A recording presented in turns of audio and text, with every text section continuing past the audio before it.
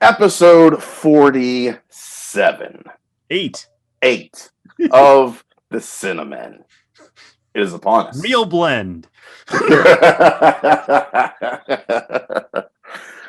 Shout out to the show that is far more professional and polished than ours is. Well, don't know about professional and polished. I've never listened, so I can't speak to that, but they're certainly more handsome than we are. That last part is true. Collectively, they have Collectively. great beards. Jake Hamilton is a handsome man. With some great beards on that podcast. But also, yes, it is a very good show as well. But this is the Cinnamon, and we are your hosts. Myself, Seed, and Douglas Davidson over there. How are you doing today, Douglas Davidson? This is, in fact, Douglas Davidson, and I am doing pretty good. Been looking forward to this. I'm really excited to get into today's topic, and there have been some movies I've wanted to discuss with you, and frankly, I'm happy to be here. Right on. No preparation for this show was done on this end, so we're going to see how this whole thing shakes out. It's going to be amazing. You shouldn't have said that. Now they'll know we're improvising. We should have just improvised. Or they're like, that was a shitty show. They must not prepared for it. See, they can go either way. Gotcha. Yeah, let's get into it, man. Let's talk some movies. What movie talkies have you seen recently? What movie talkies? I have seen quite a few movie talkies. I want to give a shout out to a few specifically. One that's in select theaters right now is called Together.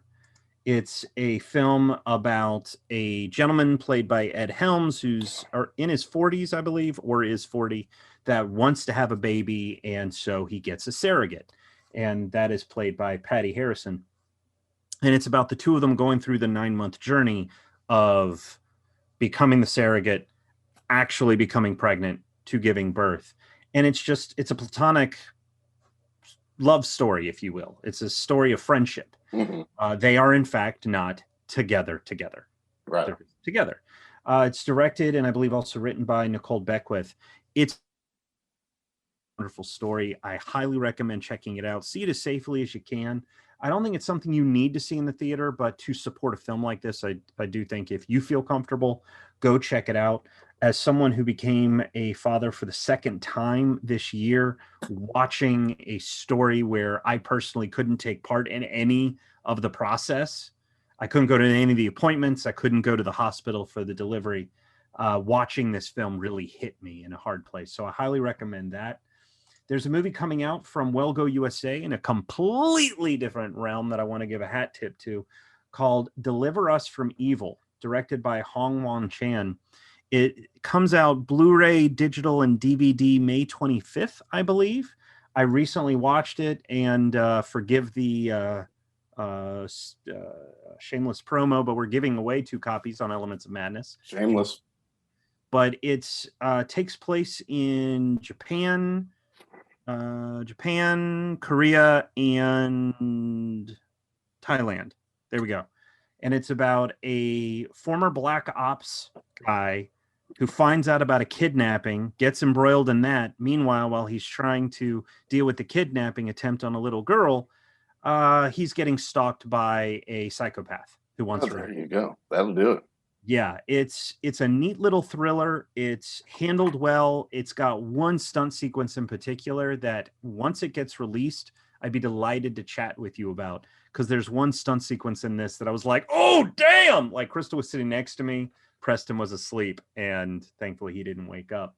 But I do recommend it. It's pretty entertaining. It's if you've seen The Man from Nowhere, if you've seen Fury, The Villainess, all films that just so happen to be released by Wellgo, and you liked those, this you will also enjoy. Okay. Kind of going along with that foreign film trend, Zhang Yimou has a new film, as of this recording, in select theaters in the U.S. called Cliffwalkers. It was originally titled Impasse, and it's his first film in about a year or two. The last film, I think, was called 1 Second, and it got pulled by the China censors, so I don't even know if it's even seen the light of day. But this one takes place in the early 1930s with 4 Chinese spies jumping into a portion of Japan occupied China to try to put things in motion to free that area from the Japanese. It is Zhang's first spy thriller. And between the review that I've written, that's not finalized or released yet, but between that review and my perception, as well as the feedback I've seen from other people, either you're all in on this movie or you're not. Not much gets explained. You pick it up as you go. The movie literally begins with the spies parachuting into China. So you just sort of run with it. And I dug it. I dug the cinematography. I dug the score. The performances are fantastic, if only because you don't know what the hell's going on, who's talking out of their mouths, either side. If you liked his stories like Hero and Shadow, this is going to be your kind of film. Sold. I do like those movies. Oh, yeah. And by the way, just because as of this recording, it hit Netflix today. Yes. It is the Michael Rianda directed, co-directed Jeff Rowe film, The Mitchells versus the Machines. As of this recording, I've seen this movie 4.5 times. I believe that. Watched it once because I was lucky enough to get it for an early review and was like, this is really good. I should watch it again before finalize my review. That's the professional thing to do. And then I went, I got nothing else to watch. I should watch The Mitchells versus the Machines. And then we showed it to my son over the weekend. And then today I was like, well, I'm trapped under Preston. I guess I'll watch The Mitchells versus. It is a wonderful film. It is sweet. It is charming. It's got a wonderful heart to it. But particularly if you've ever felt like the odd person out, this is going to be your kind of film. It's going to speak to that and what it means to find your people, to be understood by your family, whatever your family is. But particularly if you're a cinephile of any type, this plays with that in so many different ways.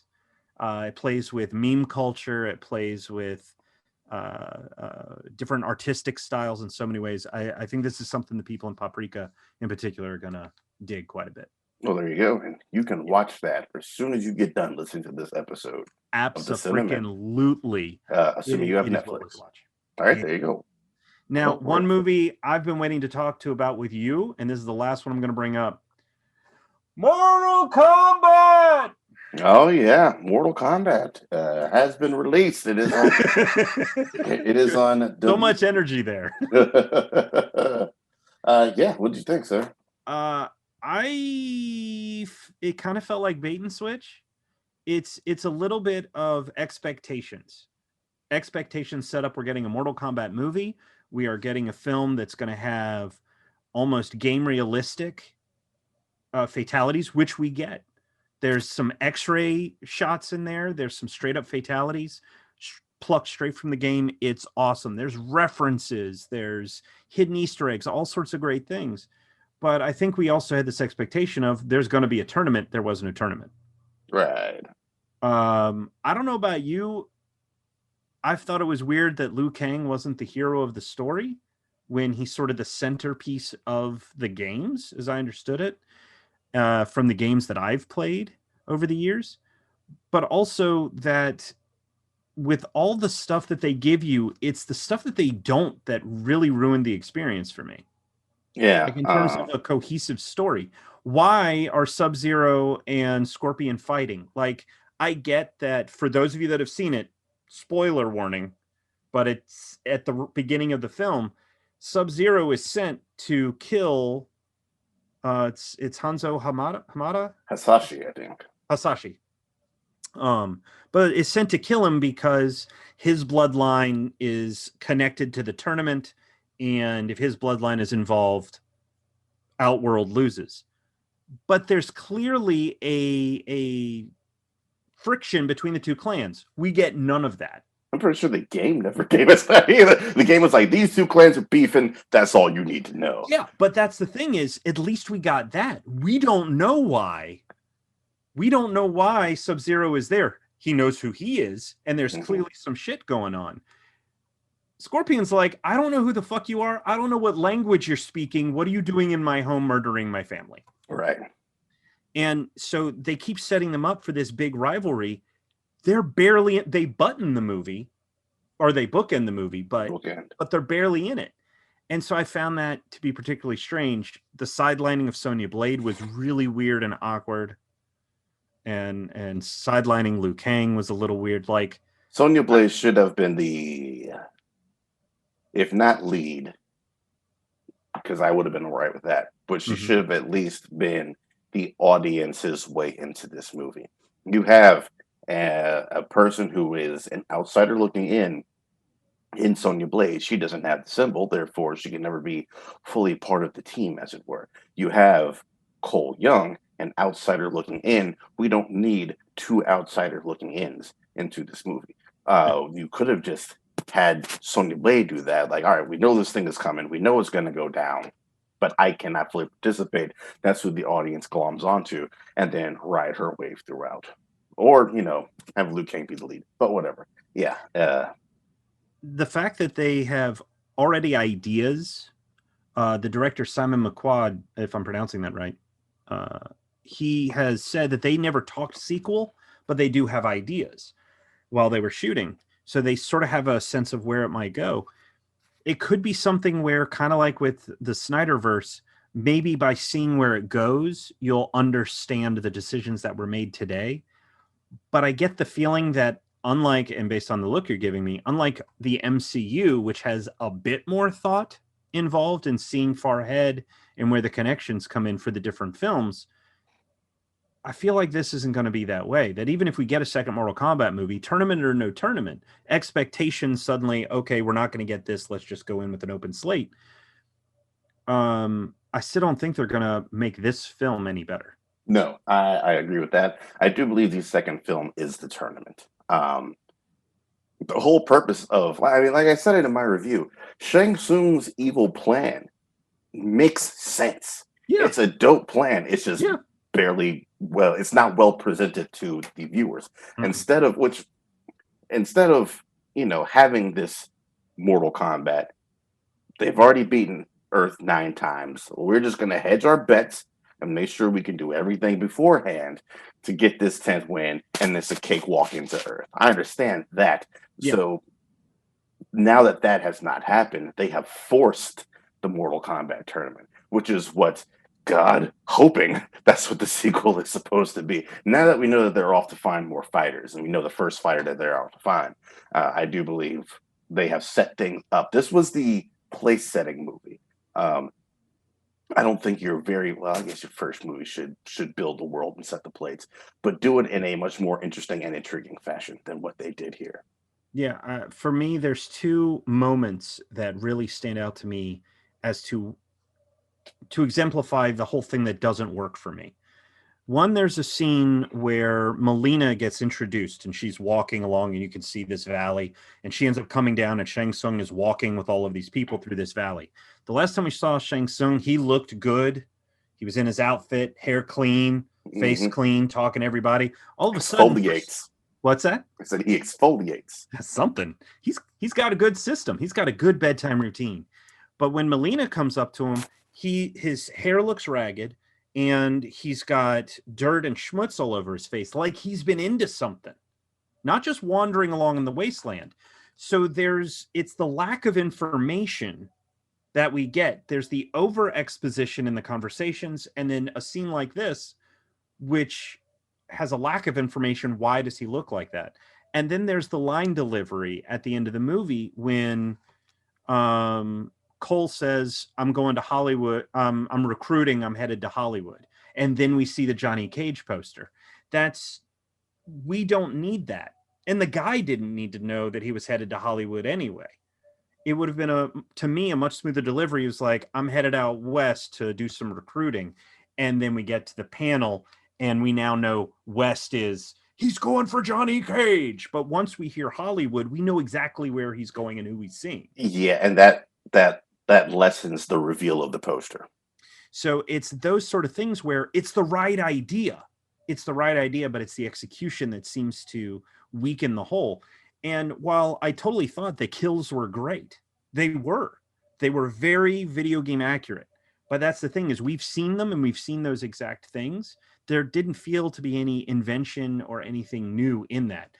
You got Sub-Zero stabbing Scorpion, turning his blood into a blade and stabbing him. Give me more of that shit. Give me that inventive, the night comes for us, the raid kind of inventiveness. Give me that shit in a Mortal Kombat movie. We got none of that. What we got was a lot of decent fight scenes strung together by crappy plot and character development and a lack of coherence throughout the movie. It's pretty much what I thought of that. Ultimately, disappointed. Disappointed. 2 horses. That movie. I liked it a little bit more than you, and it worked better for me a second time. I think it was Sunday morning after it released on HBO Max. I was doing some work, so I put it on, and it's fine. It's good background. It's fun when you don't think. And I mean, that's not a reason to like or not like a film. It's like I told Leslie. I didn't realize this until I was finishing up with my review, and I realized that few people, your common movie-going audience, won't agree with my review because they are showing up for the fights. It's Godzilla versus Kong all over again. We don't care about the humans in this movie. We're here to see these 2 dudes fight. And those 2 dudes fought. They got what they wanted. Yay, 10 stars. But I'm like, that's not a movie. If you want that, just go to YouTube. Someone's going to put all the fight scenes on there and save yourself an hour.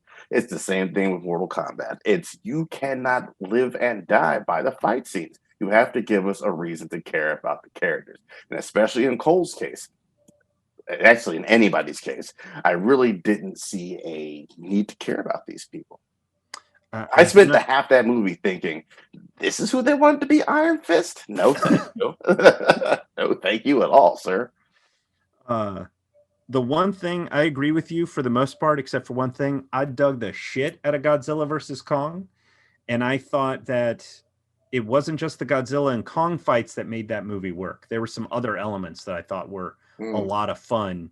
And the way that film was positioned wasn't to be a exposition type of film. It was designed to be a fisticuffs, a blood sport type of deal, if you will. We're going to set things up in motion and then do that. And everything that happened in that film went to set up another conflict. Literally everything went to set up. So to me, it all felt natural. And honestly, there was some real inventiveness. One of my favorite moments in Godzilla versus Kong is in the Hollow Earth. Godzilla is in, I guess, he was in Japan at that point, senses that Kong is in the Hollow Earth, and he literally shoots a atomic breath into the ground like, motherfucker, get up here. I love just this weird, it just fit the vibe of the whole film, but there was symmetry between the idea of the film, the tone, and the execution, where there didn't seem to be symmetry in Mortal Kombat whatsoever. So I totally get the comparison. Godzilla versus Kong is not Parasite, right? It's not high art, but it's art to me that's been thought through. Whereas Mortal Kombat, to me, I agree, not thought out. Yeah, all right, that all makes sense. Yeah, you can enjoy Mortal Kombat. Good for you if you do. It's fine. It's fine. Yeah, it's like I say, capital J, capital F, just fine. And speaking of just fine movies, Without Remorse is just fine. Aw. Yeah. Checked out this bad boy yesterday at the time of this recording, and it's all right. It's an action movie. It has some of the issues of Mortal Kombat. The character development is not there, almost non-existent. Outside of Michael B. Jordan, who, your lead should get the most of the development, but give me a little bit of background shit going on too. Nah, none of that. This is not a good script. It's a fairly run-of-the-mill bad guy motive, honestly. And you see the twist coming in the first couple of minutes of the movie, really. So when it happens, you're not really all that surprised. Now, it might just be that I think it's safe to say that we probably see a couple more movies than your average moviegoer.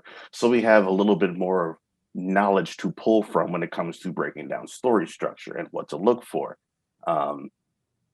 So maybe your average moviegoer who just wants to shove some popcorn in their face isn't going to be looking for that or pick up on the cues for it. So it is something to them.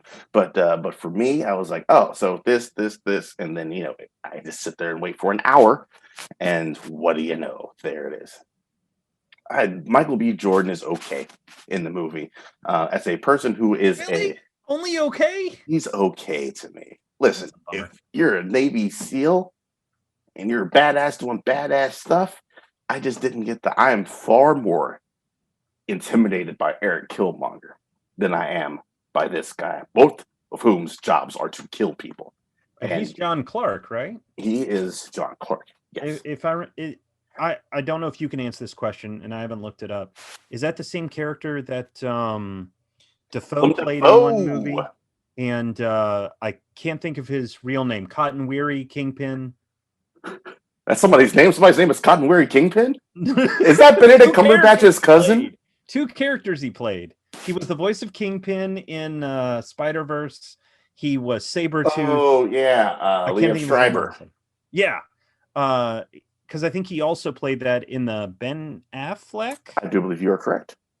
I got turned on to that particular character from a girl I was dating who'd read some of the books, and he's a badass character. John Clark is my favorite character. In all the Clancy books I've read, Clark is my guy. So this was a little bit more disappointing to see. Man. Yeah, it is what it is. If like Mortal Kombat, if you're just looking for something to turn your brain off on a Friday night with some drinks or throw some popcorn in your face, it's going to get you there. It'll do okay. Other than that, there's a very, very good second act there. Okay. Very tense. Like, how the fuck are they going to get out of this situation? Kind of deal. But everything that kind of leads up to that and then everything after that, it's like, okay, fine. Obviously setting up for more. I do believe, yeah, it's public knowledge. Rainbow Six is going to be next after this, which is like, of all the Clancy books, John Clark has two center joins us without remorse is Rainbow Six. And they use that in credits to set up for Rainbow Six. So hopefully we can get a little bit more respect for the characters and development of ancillary characters going into Rainbow Six, because this ain't it. Jodie Turner-Smith, great and Clean and Slim, not good in this movie. You hate to see it. And then outside of you can't see my disappointment, folks. I've gotten lower and lower in my seat with every piece of information. Outside of Michael B. Jordan, Jodie Turner-Smith, and Guy Pearce, everyone else is just kind of faceless. Like, okay, that's team member number 2. I forgot what your name is already, team member number 2. You probably won't last 10 more minutes. Yeah, no development to that movie. But if you're looking for some guns popping off, there you go. It'll hold you over until we start getting some real summer blockbuster movies. Is my review of that movie. I also saw a sci-fi joint called Lapsus. You heard about this shit? Lapsus. It sounds familiar. Yeah, written and directed by Noah Hutton. It's about a in a world where like quantum computing in a world where the quantum computing is like the big thing. Like that's the wave of the future. Like if you just got one of our regular old laptops and you're in the Stone Age pretty much. But in order to get this quantum computing up and running, they got to get the infrastructure in place for it, which means laying down a lot of cabling. And it focuses on a guy named Ray who has a sick brother that he's taking care of, and he needs quick money now. And so he kind of starts looking into this. Things get a little bit shady, because you do need to have like a certification token before you start laying this cable down. He gets his token from a not so honest guy, and then he starts to laying his cable. And it's one of those joints where it's like you're just walking in the woods all day, just laying cable. It's just like a spool, and you're just walking. Laying that cable down, buddy. Met somebody shady and started laying cable.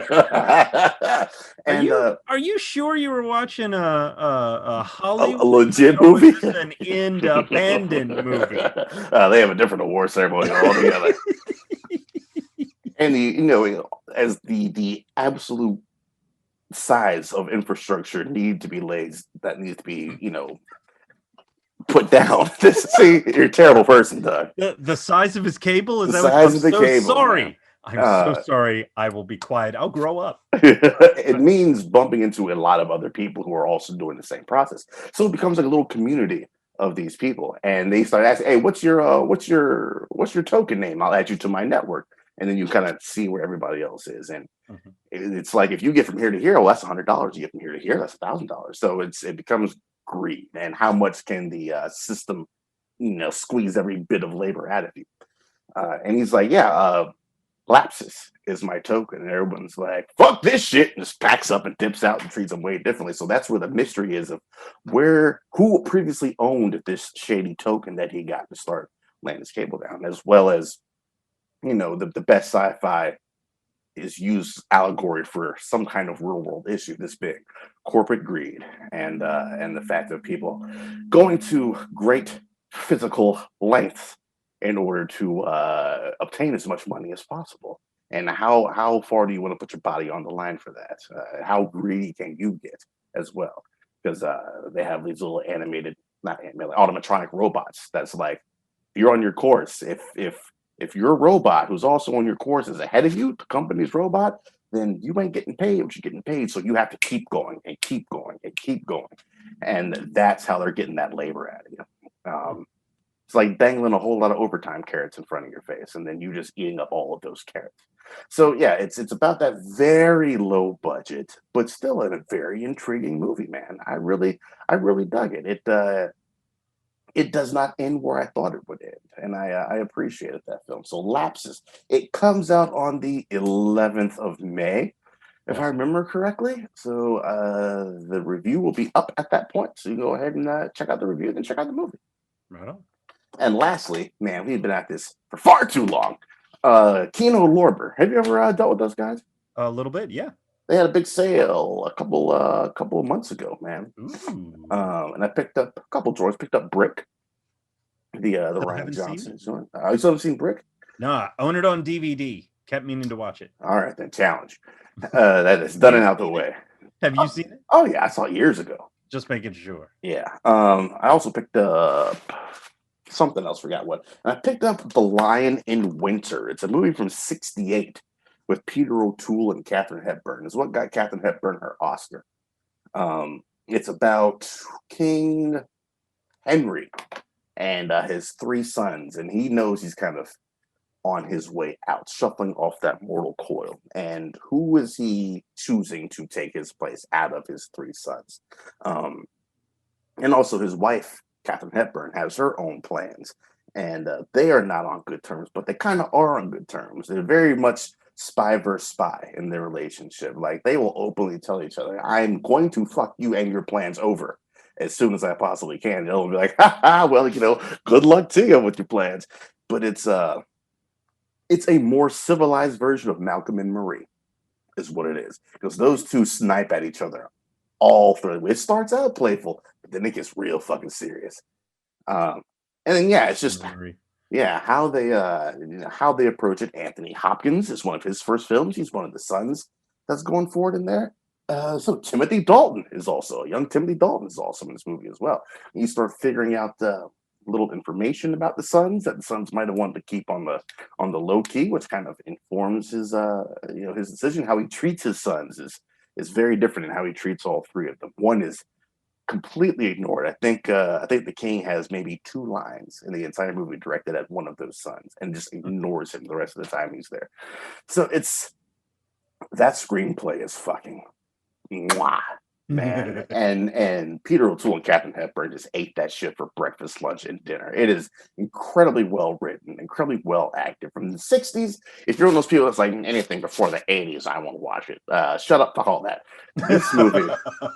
This movie is one worth sitting down and checking out, man. The Lion in Winter. Right on. Well, that probably wraps it up for what you've seen. You get the sense of? Yeah, man, we need to get on with the get on. Oh, talking about the new stuff, man. There's one I can't wait to talk about, but the embargo hasn't lifted yet. Buddy, I want to talk about it. Will it have lifted by the time this episode airs? No! Well, then never mind. We'll have to talk about it later. But for today's discussion, and I was so glad that you were game for this, we are talking about something that's I'm kind of a fan of, and that's diegetic sound. Specifically, we're going to be talking about moments in film with music. But for those of you that aren't aware, diegetic sound is anything that when you're watching the movie, you see it happening. A character is saying it, a character is playing it. It's anything that is happening as a direct result of the characters on screen. So what we're talking about here is, I forget the character's name, an Iron Eagle who's learning how to fly the planes. He puts on Queen as he flies the planes. We're talking about the song sung in Oklahoma and the jazz singer, the song sung in The Commitments or Sing Street. It's Stuck in the Middle with You in Reservoir Dogs, right? It's Come and Get Your Love by Redbone in Guardians of the Galaxy, one of the great moments. I'm using examples, Daryl. Can you keep some for me, please? No, because you've already named two of mine. Clerks, you don't have to tell them that. Clerks 2 has a wonderful one as well with ABC by the Jackson 5. These are these moments where sometimes they're needle drops, sometimes they're not. Nobody, a recent release, has some wonderful use of diegetic sound. And so I thought it would be fun to discuss this. Now, would you like to lead or would you like me to start? I'll start. Go for it. Come and Get Your Love.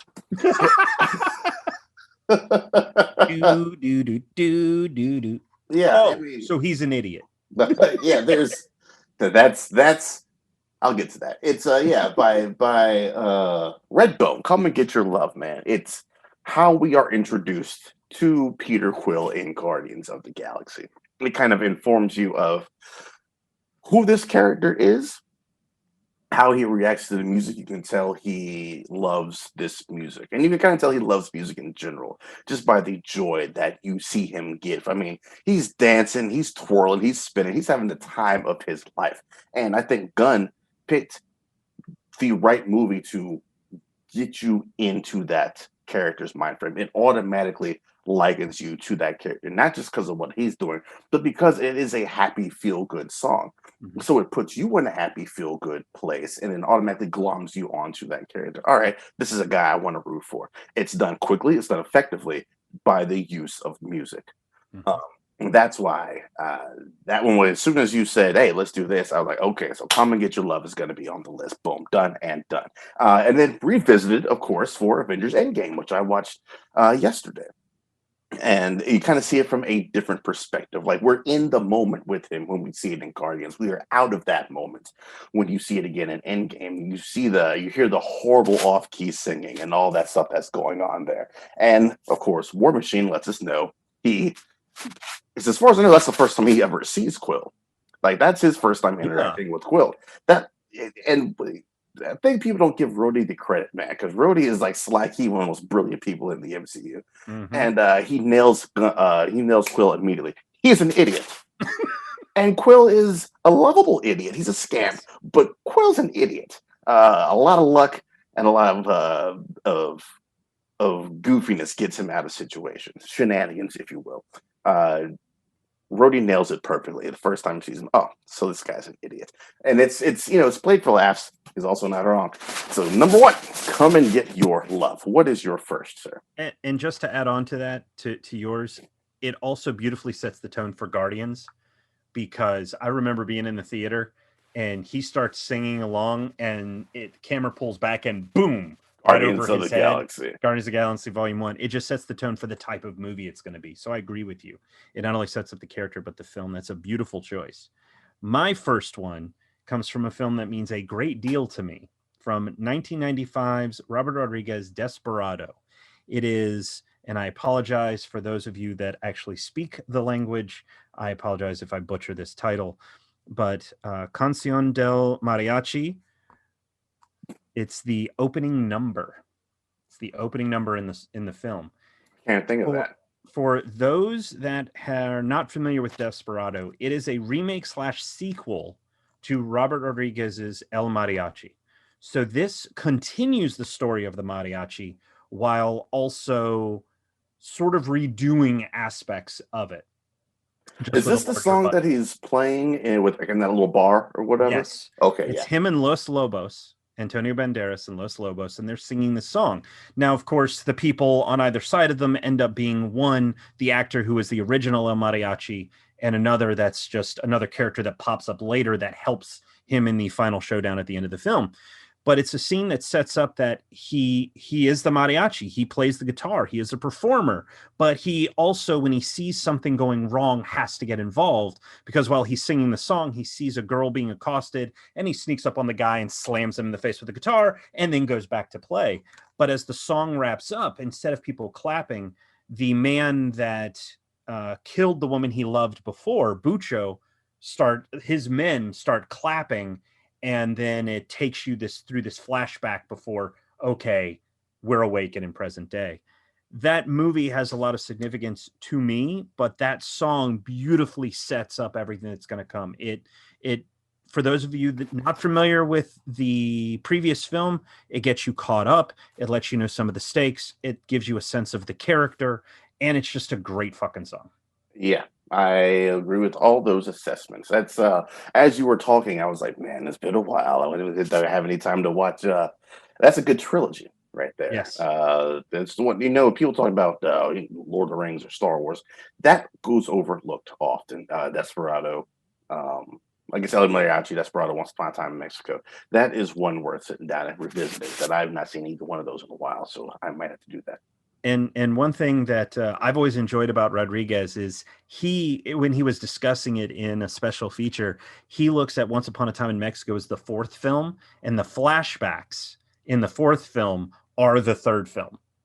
Oh, yeah, because you see him and Salma Hayek's character, whose name I can't remember all of a sudden, though her song, Queda Aquí, I almost had on my list. That's a wonderful sequence as well. But you get a whole bunch of stuff with them, which Rodriguez joked is the third film within Once Upon a Time in Mexico. I can dig that. What is your number two? My number two, also mentioned when Doug was rattling off his list of things. Stuck in the Middle with You, man. Steelers Wheel, the ones who did this. Of course, we see it in Reservoir Dogs. Mr. Blonde about to, torturing the cop that they got taped down to the chair. And this is where you get the infamous ear cut. They say, like, this is the scene in Reservoir Dogs, right? When people talk Reservoir Dogs, it's usually one of two scenes they're talking about. That opening scene about tipping and this scene with Mr. Blonde. It is a good way to juxtapose a very fun song with something very horrible that's about to happen.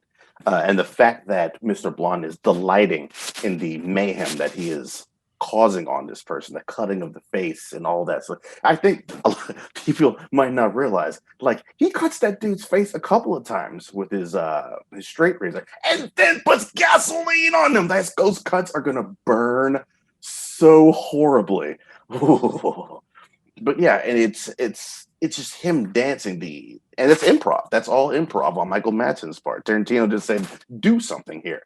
And this is kind of what was born out of it. Many amazing things are born out of improv in film. This is one of them.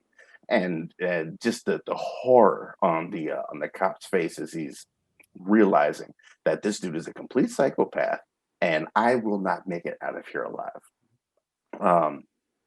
It's a great scene. People talking about it for a reason. As far as like Quentin Tarantino scenes, that is probably top 3 or top 5 for me. Right on. Have you seen Four Rooms and his segment? I've only seen it once, and it was years ago. I don't remember much about it. Because I want to say it's. Oh, I'm gonna butcher the name of it, so I'm not even gonna throw it out there. I could only remember part of the name, but the whole end of the movie is people running around for a finger that's been cut off, and just dropping it and dropping other stuff. Anyway, just the ear thing got me thinking about it.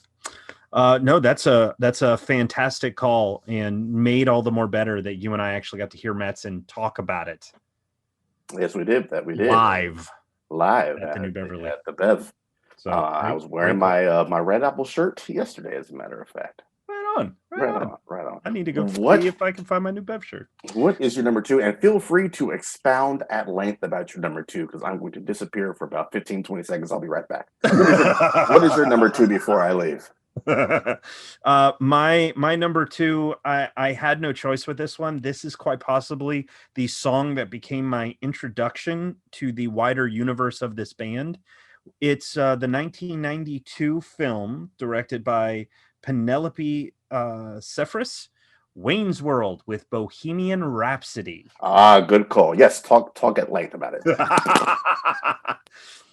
This song, I mean, it's Bohemian Rhapsody. So when we look at it backwards in time, we go, of course, it is a big hit. It's a song that most people know.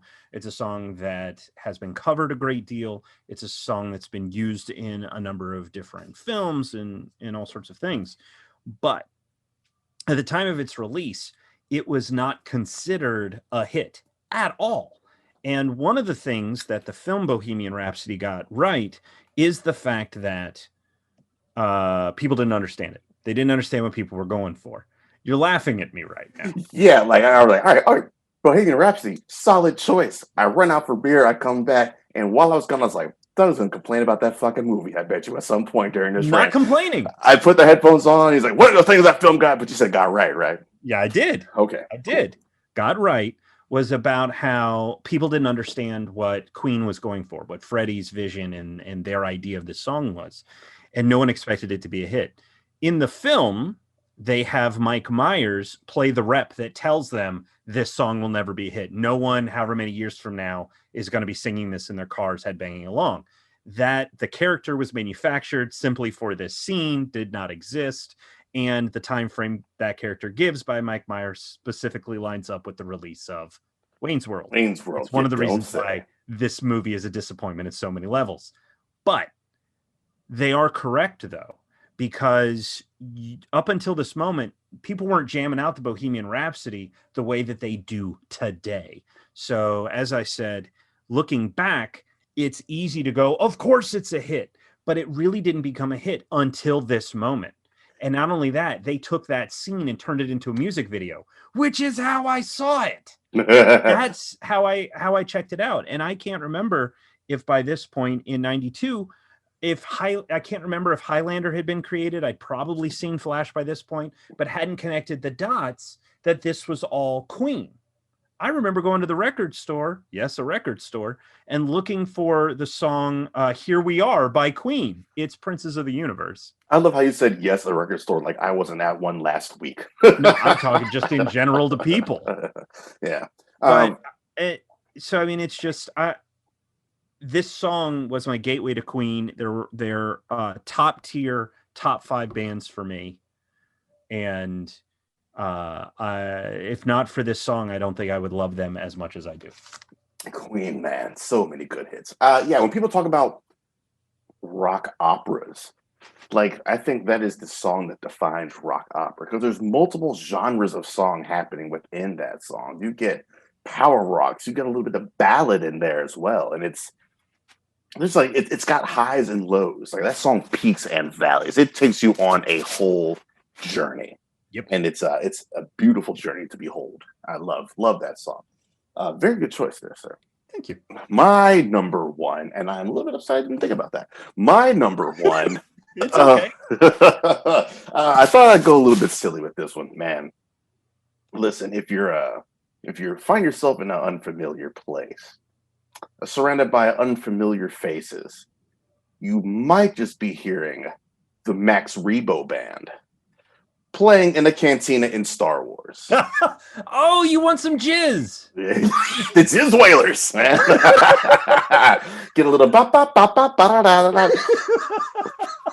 I don't care what's going on, man. That song, it's got a little bit of jazz and swing to it. It bops, as the kids say. It's just a fun, jaunty type of song. It sets the tone and the mood of that Mos Eisley cantina that they go to. And the fact that, as we're hearing this song, we're getting pretty much a montage of the type of people that are in this joint. And not all those people are on the up and up. there's some shadiness happening in there. So just the notion that some shady shit is happening underneath this light, breezy, jazzy number that's happening, it kind of gives the place a little bit more intrigue. And I need a whole Max Rebo band album one of these days to come out because yeah, that song puts me in a good mood. It's does what it's feel designed. Like Robot Chicken did put out an album of Max Rebo. Maybe it was just a sketch. I wouldn't be surprised. I know when they do touch on Star Wars, they have given Max Rebo the respect he deserves. But yeah, that is my number one, man. Can't remember what the name of the song is. I'm pretty sure there's the name of that song. But yeah, Max Rebo was the dude, man. If I could have a talk show, Max Rebo would be my band. Move over, Questlove. Yeah. And for those of you that aren't familiar with it, I don't want you to think I'm continuing to be inappropriate after being inappropriate during Lapsus. Mm-hmm. As I recall, the official term for the type of music that is played in Star Wars, specifically Max Rebo plays, is called jizz. Mm-hmm. So I am not being inappropriate. I am actually, this is safe for work, ladies and gentlemen. I am using it in the appropriate way. Yeah, so nice pull. I'm pretty sure the Jizz Whalers is the name of the actual band itself, if I remember correctly. But yeah. We know a guy. We can check. Yeah. We can fact check that. Quick, Fraser. Get in here. I also went fun with mine, though nowhere near as fun as yours. I'm just going to be flat out. Mine is nowhere near as inventive. And I have quite literally a laundry list of songs. Like I was trying to figure out where do I go? Because we've had such great ones. Like I love the even for just a moment, the use of Hypnotized by Biggie in Spider-Verse. Oh, yeah. That sequence is just shot so beautifully and staged so wonderfully. There's Baby Driver is almost entirely diegetic sound. Drive It Like You Stole It is it just moves me. But I had to go with one of my favorites, honestly, and all of these songs have some sort of emotional connection. So for me, I went back to 1989. I went to the Ivan Reitman Ghostbusters 2. Bobby Brown? No, because while Bobby is in the movie as I think the mayor's valet, and while they do play his song in it, the actual diegetic song, my number one, is the Jackie Wilson hit. Your love Your love keeps lifting me higher and higher, because Statue of Liberty, baby. You want some joy, you want to spread freedom reigns on New Year's Eve, you get the Statue of Liberty to move straight down Central Ave. That's what you do. That's what you do, man. You throw some goop in there, man. You get a little bit of Jackie Wilson, and your spirits, dare I say, will lift higher and higher after listening to this joint. Now, granted, I think if I remember right, it's Howard Huntsbury who performs it on the soundtrack. Because yes, I do own the soundtrack. Of course, I have the CD for both films. But I saw you vote for Ghostbusters today. Yeah, but we can get into that if you want.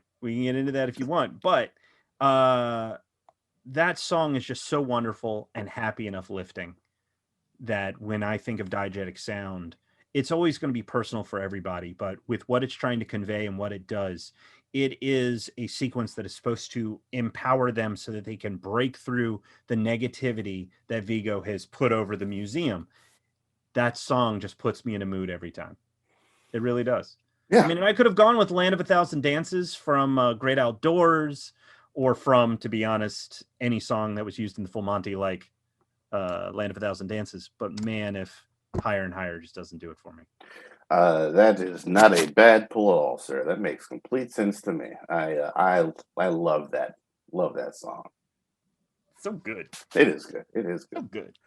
Well, there you go. There's our choices. You want to get into this challenge bit of business, sir? I do.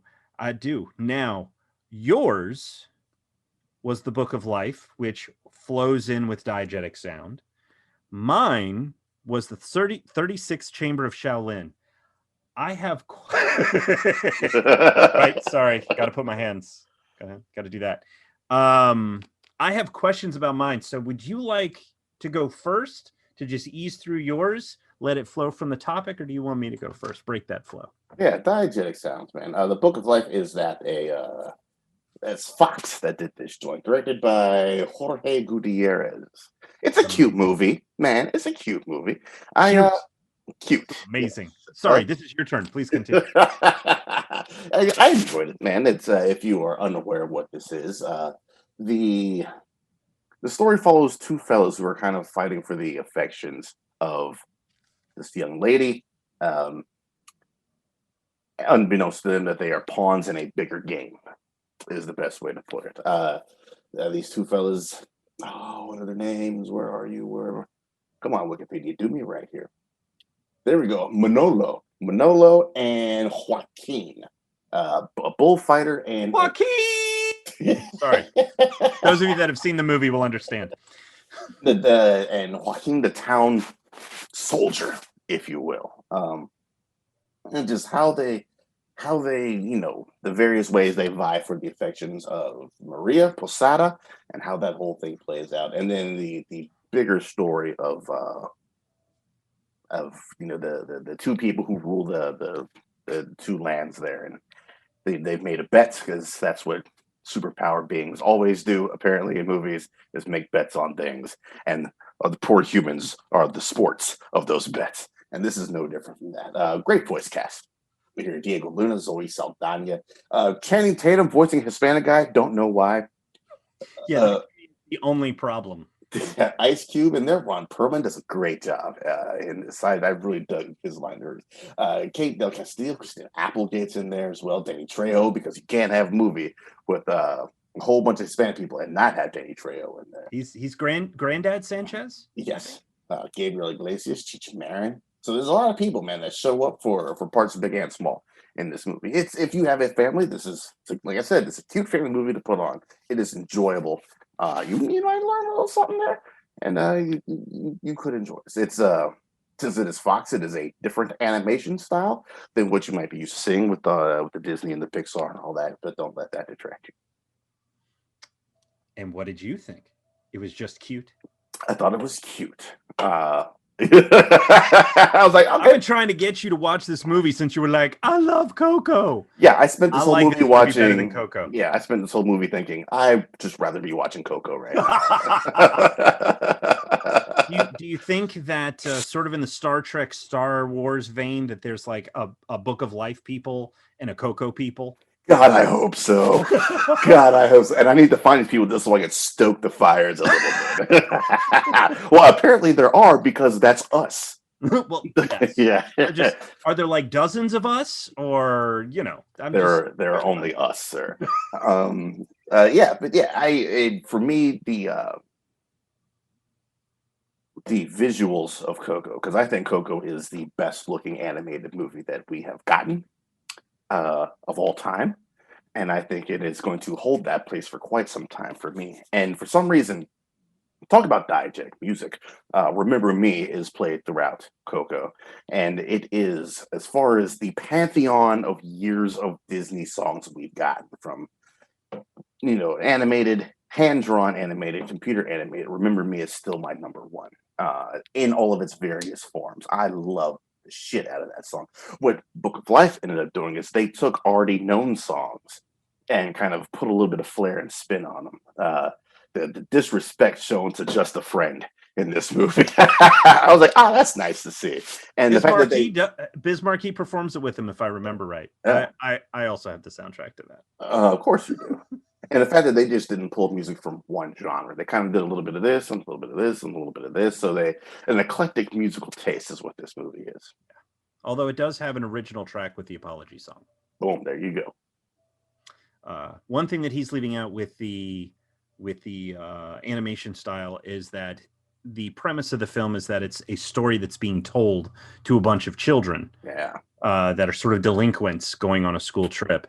And so because they're being told this story, and that story is being told with puppets, everybody in the main movie are designed like puppets. Right. Everything, top to bottom, designed like puppets. Yeah, the bull design. Yeah. I thought was pretty interesting looking. It's a pretty beautiful movie. Yeah. It's a pretty beautiful movie. I will put that just below Coco. Is a choice, and you have every right to do that. The 36 Chambers of Shaolin, Buddha's name be praised. So. It's a movie that I have not seen in years, and I might watch it when we get done here. Go for it. Go for it. There are, real quick before we get into it, there are more films in, like, there are follow-up stories, or are they just offshoots with this? In 36 Chambers? Yeah. Yeah, there's a couple, because there's the return to 36 Chambers after that. Oh, okay. So I am right that there's more. I'm curious to see more, because there are aspects of this story that I found lacking. Mm-hmm. And for those that are unfamiliar, the 36th Chamber of Shaolin from 1978, directed by Liu Shai Liang. This is a film that pretty much served as the impetus for everything that became Wu-Tang, right? Like, this is their big thing. In a way, it's one of. There's probably like 3. This is one of those 3. Okay, because the iconography they use seems inspired by the Shaw Brothers. This is a Shaw Brothers production. Yeah, it is. Seems inspired by that. They used 36 Chamber, I think, in some of their online stuff. So I was curious about that. I mean, the first album is called Enter the 36 Chambers. There you go. But yeah, this is one of the I'd say 3 that is heavily inspired. That heavily inspired the Wu-Tang, or at least the abbot, as he is called, of the Wu-Tang. Gotcha. So for those that are unfamiliar, the basic premise of this is that there is a community suffering under tyranny, and the people that are trying to fight back, it involves a teacher and his students and a bunch of other people in the town, and a massacre takes place, and only one person survives. That's that student, our central Sante, I believe. Mm-hmm. He knows about a Shaolin temple in the mountains. He doesn't entirely know where it is, but he doesn't stop until he gets to someplace that can tell them. He hides in their supplies to get to the temple, and he says, please, oh please, I know you don't teach strangers, but please, could I do this? And what I love about the pacing of it, the beginning is a little rough, mm-hmm. I felt, but once things begin to kick off and he moves towards the temple, the movie really starts to get interesting. And I love the fact that he's apparently there for 2 years before he's like, is there any way I could learn Shaolin Kung Fu? And they're like, all you had to do was ask, motherfucker.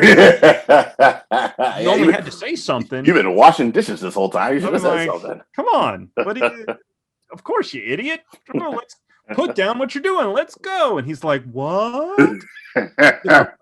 Anyway, what I really loved about it is they tell him there's 35 levels, and just decide where you want to begin. He goes, well, I want to start at the top, because he's ambitious. Mm-hmm. And he shows up and he gets flung the fuck out. It is so great. But what I love about it in the way that they tell the story is this kid is ambitious, but he's not arrogant. And that's important. Yes. He's ambitious, but he's not arrogant. He is, however, and this is where we get into, for me, some problems with it. He wants to learn Kung Fu. He wants to learn Kung Fu specifically to prevent the tyranny and to take action, but that goes against the Buddhist principles. Yep.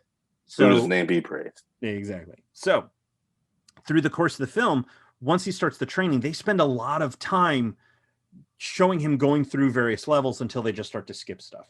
Yeah. But what we see in the way that they position things, there's some wonderful direction, there's some wonderful performances, and some real interesting ingenuity here with the physical, both comedy and physical expectation.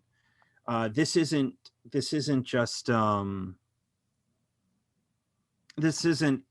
any sort of exploitation that is happening here. This is respectful. It is honest. At least it felt that way watching it.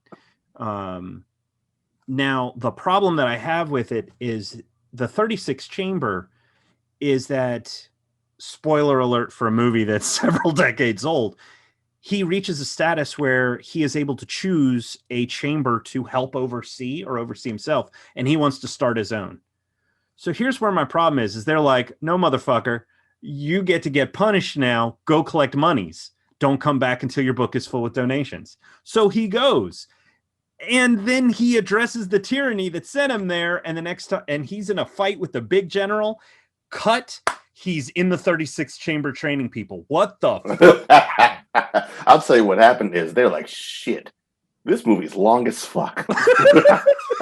We gotta cut something out. Yeah, I agree. That also it's jarring, I guess is the right word for it. But it's just inconsistent because this whole time the Buddhists have been awesome with their consistency. Absolutely awesome.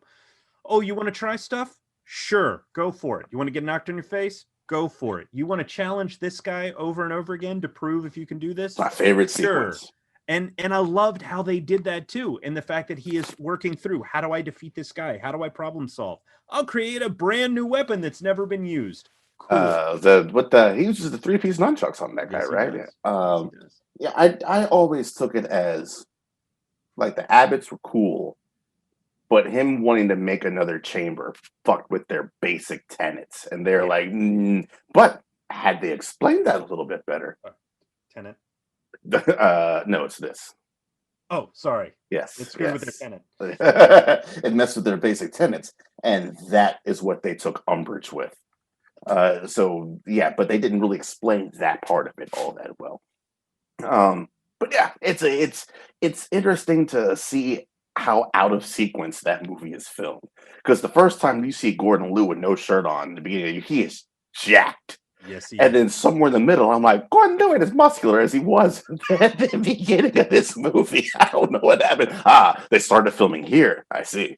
But yeah, it's as far as I know, it is the earliest Gordon Liu movie I've seen. This dude grows to become the guy for martial arts. I mean, Tarantino puts him in Kill Bill, right? I realized that today. I was watching the movie and going, wow, he is really familiar. And then I just kept watching the movie and didn't think much of it. Preparing for this, I went, he's in Kill Bill?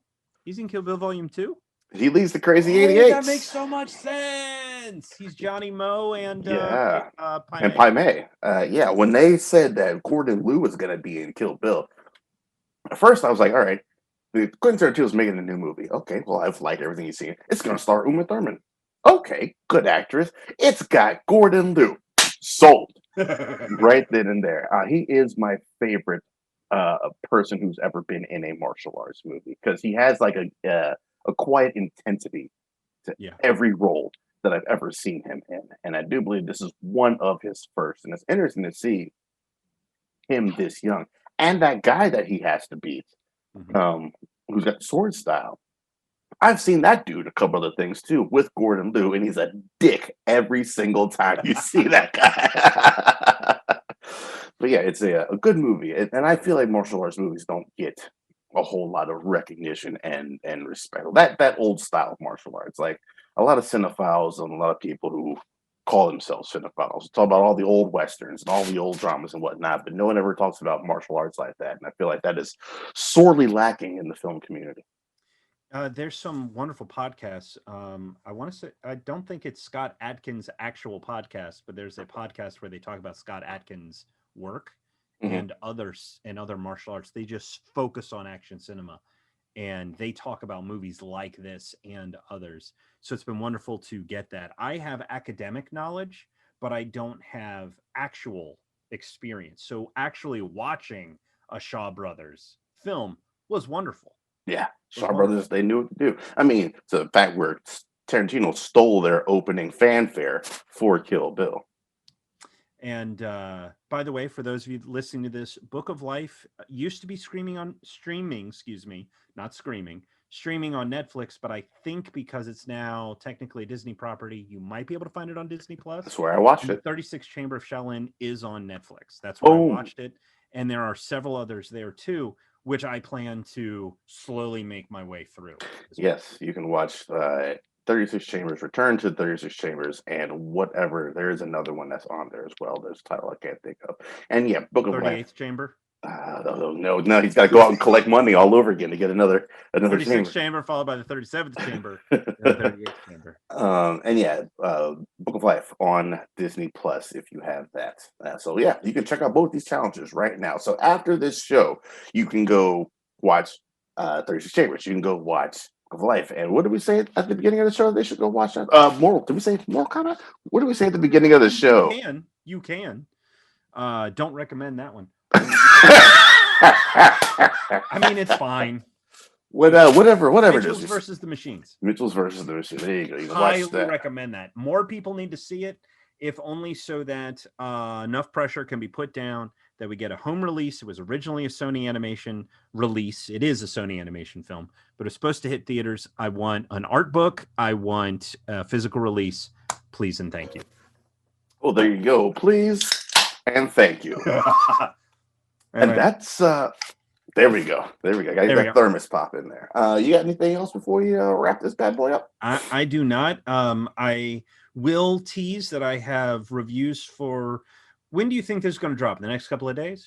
Yeah.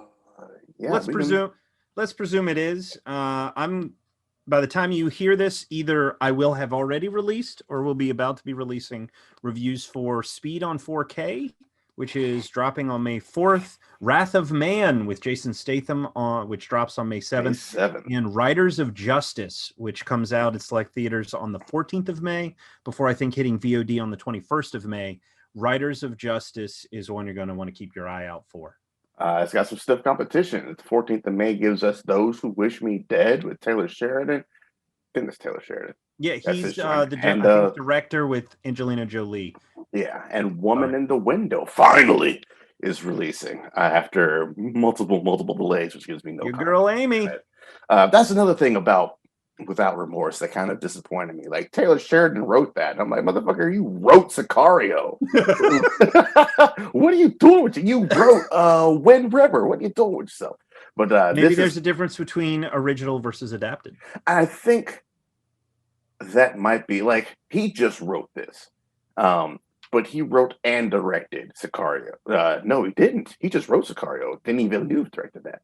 So maybe sometimes he's like in the case of Wind River, which is an amazing movie, he's like, I'm putting my soul into this joint. And he knocked that apart. So hopefully, because he wrote and directed Those Who Wish Me Dead, hopefully we get a return to form to Taylor Sheridan. Hell or High Water, written and directed by Taylor Sheridan. So yeah, hopefully we get a return to form for him. Many things coming out in May. We will keep you updated on all of those here and on Paprika. Right on. And on Elements of Madness. Woo! Everywhere. We're everywhere. We're everywhere. We're everywhere you can find the Cinnamon. All right, that is it for episode 48 of the Cinnamon. 48, yes. Yes, we will be back in an unknown amount of time to talk more movies for you. Until soon. Until then, take it easy, and we'll see you later on. Bye.